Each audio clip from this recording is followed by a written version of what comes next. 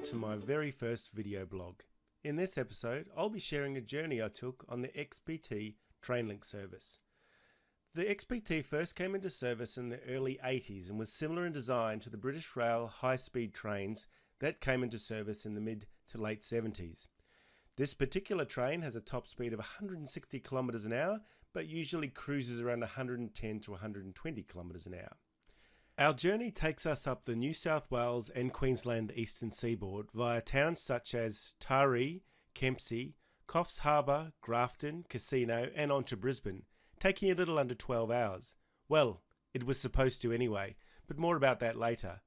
Our seats, 5 and 6, were in the first class sleeper cabin. So our journey started at the Broadmeadow Station on a cool winter's afternoon.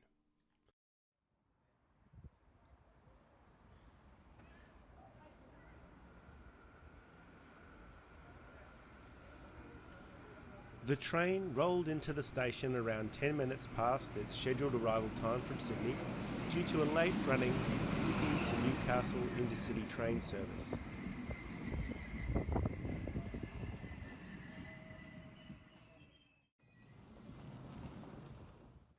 We found our cabin and settled in for the trip. Now, this particular train has 3 styles of passenger carriage: 2 economy class carriages, 2 first class carriages and 1 first class / sleeper carriage. In the middle of that configuration is a buffet carriage serving hot and cold meals and beverages. Now in the first class / sleeper carriage, each cabin has 3 seats which convert into 2 beds. Each bed is around 185 centimeters long and comes with linen, blankets and pillows, but I'll talk about that a little bit later.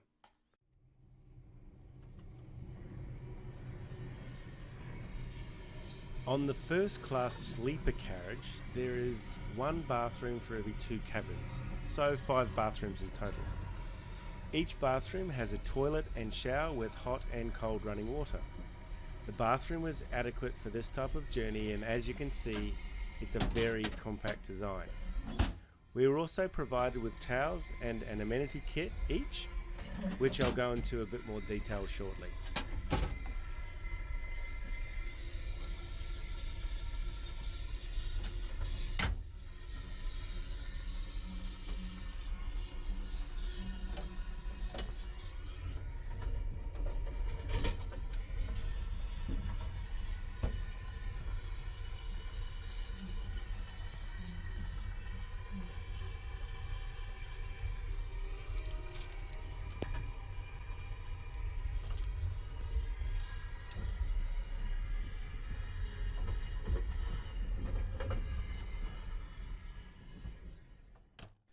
Now, as I indicated earlier, each passenger in the first class sleeper carriage is provided with a bag of goodies containing a towel, no slippers or PJs unfortunately, a snack pack which you can see here, and an amenities kit with all the basics you're going to need for this journey. Now, as I indicated earlier, this train has a buffet carriage. Here I am perusing the menu. They serve a range of hot and cold dishes, and at the beginning of the trip, a crew member took our order for a hot meal, which I'll show you shortly. The buffet carriage serves food for the majority of the trip, closing down from around 11 PM and reopening around 1 AM. Among other things, we were able to purchase wine, beer, cheese and crackers, which was a nice pre-dinner snack. I ordered the sausages and potatoes for my main meal, and for the most part it was very nice. After dinner I explored the train. This is the smaller first class cabin, followed by the larger first class cabin. I didn't venture beyond the buffet, so I can't show you the economy seats unfortunately. And then it was time for bed. Now, the beds were okay, although I am 185 centimeters and so were the beds, so it was a little uncomfortable in parts. The train rocked a lot during the night, which you would expect, and it was fairly noisy, so you might want to consider using the earplugs from the amenities kit. Now this is where the trip got weird. We woke up about 4 a.m. expecting a 4:53 a.m. arrival into Roma Station. I forgot to mention the night before they took our order for breakfast, and that morning provided us with toast, hot and cold beverage, cornflakes and milk.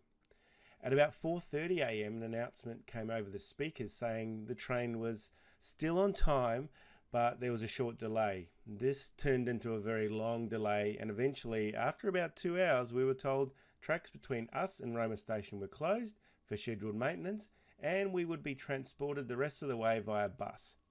We eventually arrived at the Roma Street station at about 8 a.m.ish. So, in summary, it was an adventure worth having. The trip itself cost around $400 for the two of us, plus the snacks we purchased along the way. I'd recommend travelling on the XPT if you've never been on a sleeper train before, as it was a great experience and a really interesting way to get to Brisbane.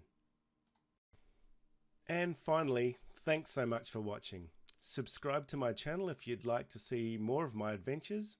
Leave a comment if you have any suggestions of what I could do better next time, or if there was something you really liked. Cheers for now.